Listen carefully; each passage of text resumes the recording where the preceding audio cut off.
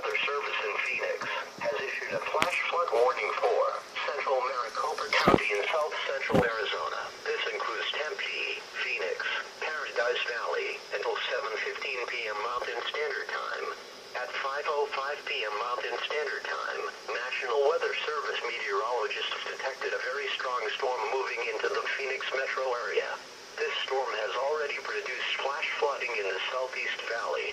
Flooding locations in the warning include but are not limited to Pastilla Peak Park, Papago Park, Camelback Mountain, Mesa Riverview Mall, Tempe Marketplace, Arizona State Fairgrounds, downtown Phoenix, downtown Scottsdale, Sky Harbor Airport, and Salt River Indian Community. Most flood deaths occur in motorized vehicles.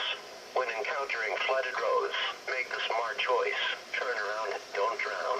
Excessive runoff from heavy rainfall will cause flooding of normally dry washes in creeks, streets, and underpasses, and detention basins affecting some community parks.